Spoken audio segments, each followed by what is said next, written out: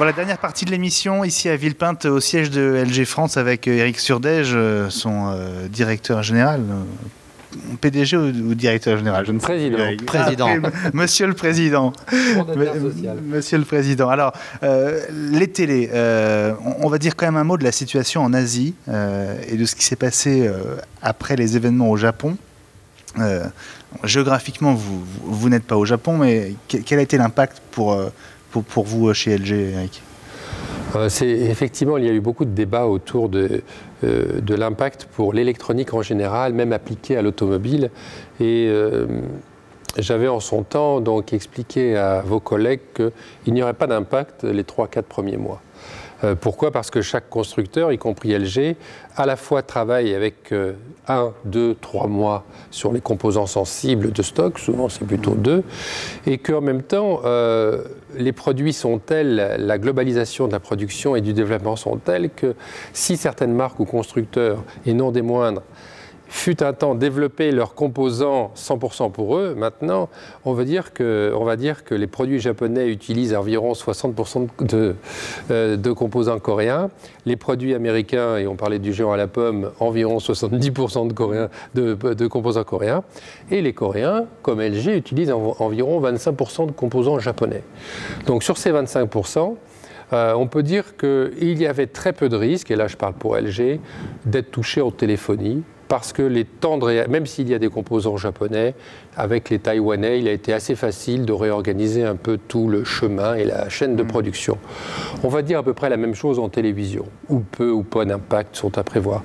Par contre, où j'ai toujours été plus nuancé, c'est toute la partie informatique, et notamment tout ce qui est autour des DVD graveurs, où là, les Japonais, et notamment la fameuse marque à 4 lettres, draille environ 80% de ce qui est produit dans le monde, et lui alimente un peu l'ensemble des DVD RAM. Bon, moi je peux le dire, c'est Sony. Hein. Voilà, tout à fait, c'est plus facile. Mais là, donc l'alternative n'est pas simple. Et donc typiquement, quels sont les produits qui sont gênés par... Les produits qui pourraient être gênés sont les PC, les graveurs, et tout ce qui gravite de près autour de la micro-informatique. Pas d'autres produits. Alors, les télés, ça a été l'année de la 3D. Ça l'est toujours. Hein. La 3D, on va dire, grandit à son rythme. Ça va vraiment être l'année des télés connectées. En tout cas, c'est le sentiment qu'on a. Toutes les télés deviennent connectées à Internet, Eric?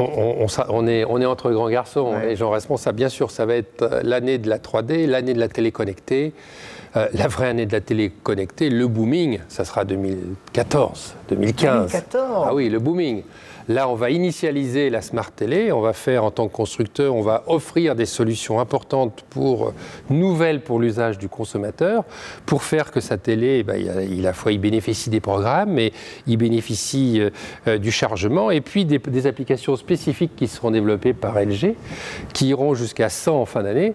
Mais avant que le consommateur achète tous ces produits, qui soient démontrés par une distribution qui globalement n'est pas du tout préparée pour démontrer ce type de technologie en magasin, parce qu'il faut qu'il y a quasiment 1% des rayons télé qui sont connectés à Internet à ce jour. Donc il va falloir qu'ils s'équipent, il va falloir qu'ils expliquent aux consommateurs, qu'ils expliquent la différence de contenu. Donc on va faire un pré-lancement, on va faire du bruit. L'année prochaine, ça va se lancer au premier semestre, et après ça va accélérer très fortement en 2012, et après ça va être incontournable. Philippe? Oui, moi je rebondis justement sur ce que vous venez de dire, Eric. Vous n'avez pas le sentiment que les constructeurs ont été un peu trop vite, que ce soit sur la 3D ou les télés connectées? Je m'explique, les téléviseurs étaient présentés sous la forme de technologie LCD, puis ensuite on leur a proposé le LED, on est passé très vite à la 3D, puis maintenant ces téléviseurs intelligents, donc en télé connectée. Vous n'avez pas l'impression que le consommateur est un peu perdu aujourd'hui avec tous ces différents types de téléviseurs? Voilà, je pense que le consommateur a beaucoup de mal à suivre. Maintenant, il faut se remettre dans le contexte, et que c'est, je dirais, mon grand dilemme et ma grande tristesse. C'est-à-dire qu'on vit, quelle que soit la marque, mais chez LG aussi, dans un environnement où les trois grands fabricants de téléviseurs, dont LG, amènent sur le marché des produits fantastiques, en termes de luminosité, de qualité, de son, de dimension. Et malheureusement, la baisse des prix est telle que quasiment aucun constructeur gagne de l'argent sur ces produits. Donc, la course pour créer de la valeur, c'est effectivement l'innovation. Montrer l'innovation aide à positionner les produits toujours plus haut. Mais quand même, quand vous dites oui, le booming, ce sera 2014-2015, on est même pas mi-2011. Il va falloir 3-4 ans pour que les télés connectées... Que 90% des foyers soient équipés, oui. Parce que quelle est aujourd'hui la proportion dans vos gammes de télé connectées? Mais la proportion, c'est 80%. Ah oui. De télé connectables. Ah. Mais de télé connectées. Il faut arriver chez les... Ah oui, il y a de la perte en route. Hein. Oui, puis il y a l'offre aussi, parce qu'aujourd'hui, l'offre est disparate entre les différents constructeurs. Vous ne proposez pas du tout la même chose. Donc chacun y va effectivement de son package avec ses partenaires, avec ses offres spécifiques.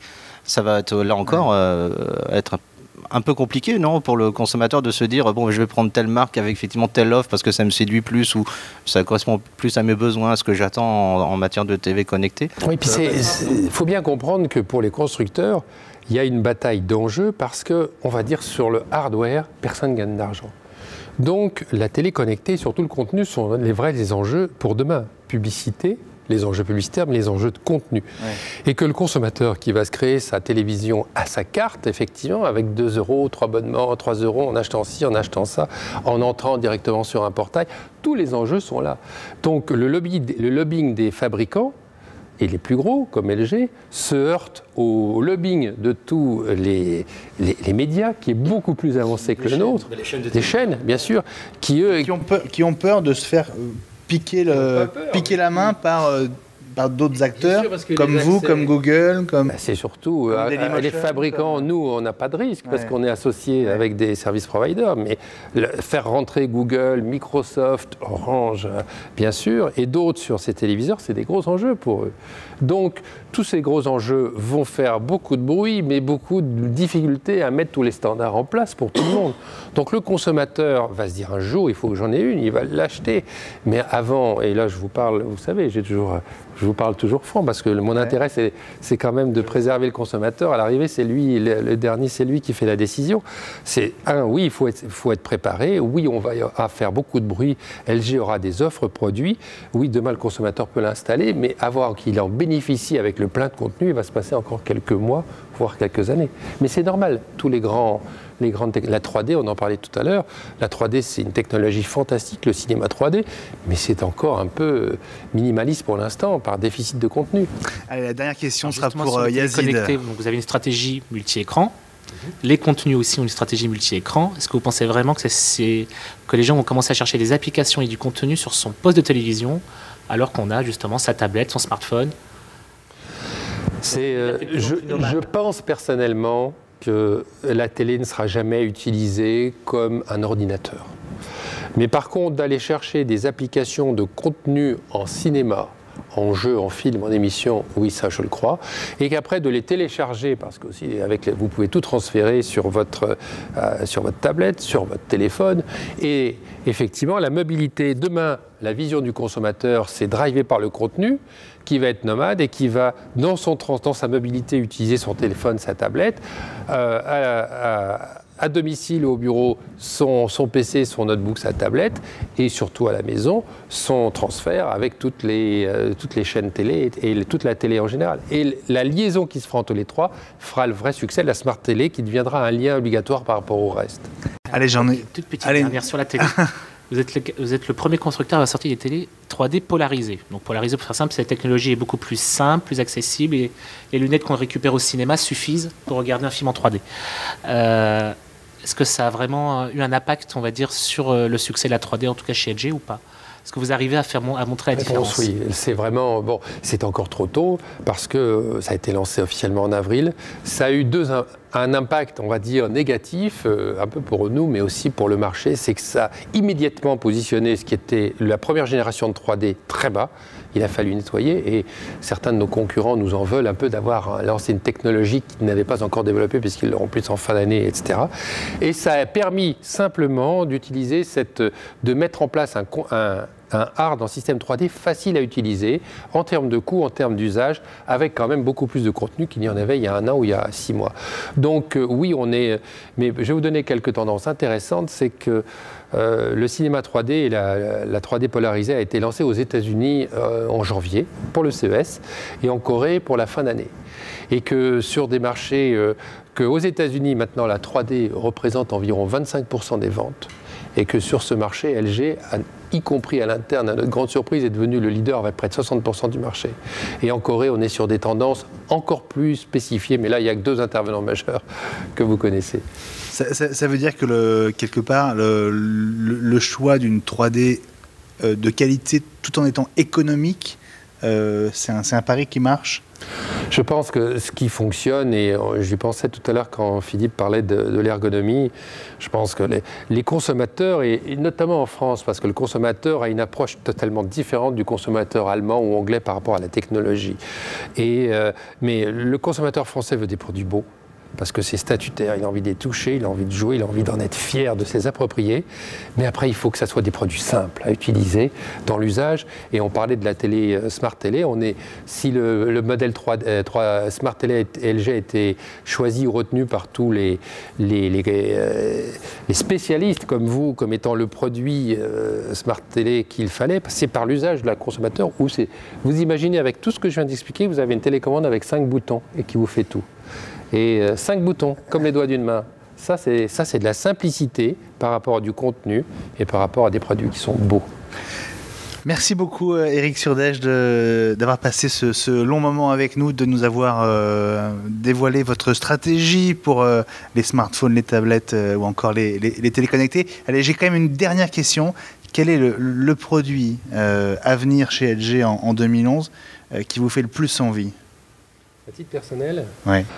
Moi je suis un fan du 3D en général. Je l'ai découvert au début, très franchement, je ne voyais pas les applications immédiates, mais dans la création, dans le partage, je ne l'ai pas évoqué tout à l'heure, mais par exemple dans les applications semi-professionnelles, vous êtes architecte ou géomètre, ou même chez vous, vous voulez cette pièce, vous prenez vos photos, vous transférez un logiciel, vous avez un 3D, vous avez toutes les mesures, vous avez la simplicité dans l'achat des rideaux, l'achat des canapés, la mobilisation, c'est tout ce qui simplifie la vie. Vous l'emportez chez Ikea, votre tablette.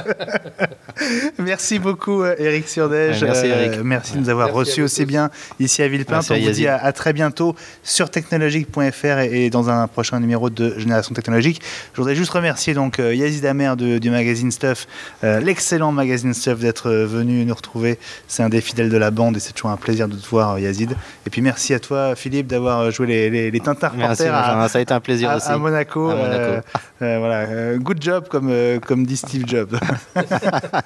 Et merci à Hans Bourbon qui est là pour nous aider à mettre cette émission en boîte et qui va maintenant partir avec des dizaines de gigas faire du montage sur son Mac. Merci, à très bientôt et restez avec nous sur technologique.fr. Ciao.